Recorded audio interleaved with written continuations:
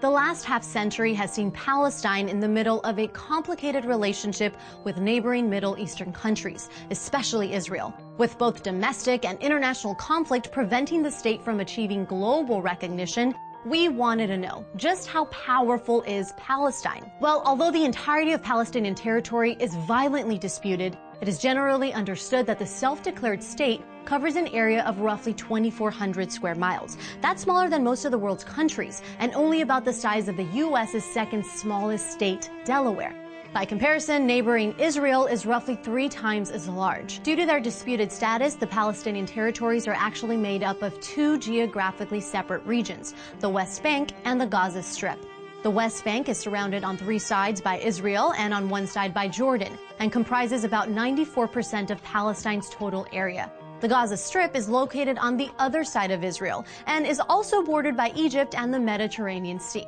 Both portions are tightly controlled by Israel, whose occupation has been condemned internationally by the United Nations and numerous humanitarian groups. In total, there are an estimated 4.5 million Palestinians living in both regions, with an additional 350,000 Israeli settlers in the West Bank. But since 2005, there have been no Israeli settlers in the Gaza Strip. A majority of the Palestinian population is made up of Sunni Muslims. But in fact, the most disputed region between Israel and Palestine is Jerusalem, which has religious significance for Jews, Muslims, and Christians. Although both Palestinian regions claim to comprise a single state, since 2007 they have effectively been controlled by 2 separate and competing governments.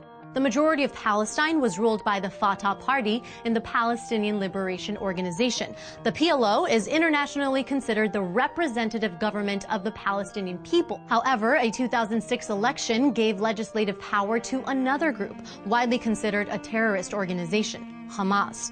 The split led to Hamas taking over Gaza in 2007, and although reconciliation attempts are in process, Palestine is still divided between the 2 different factions. Despite the ongoing conflict, Palestine does have a small economy. Their GDP is roughly $13 billion and is predominantly based on agriculture. However, their top exports are fairly disparate, comprised of building stones, perfume plants, and scrap iron.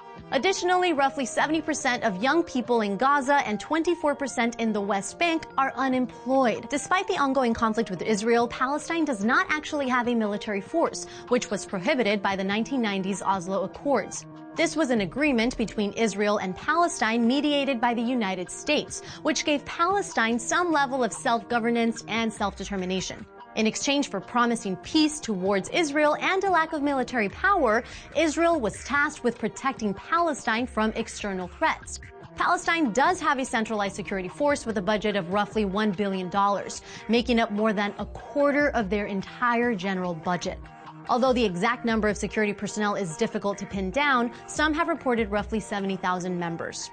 Palestine may have international clout, but as a state, they have very little external influence. Of course, with an endless territorial dispute with Israel, competing internal governments, a meager economy, and a prohibited military, present-day Palestine is facing an uphill battle. Still, more than 130 UN member states recognize Palestinian sovereignty. And in 2012, they were granted non-member observer status.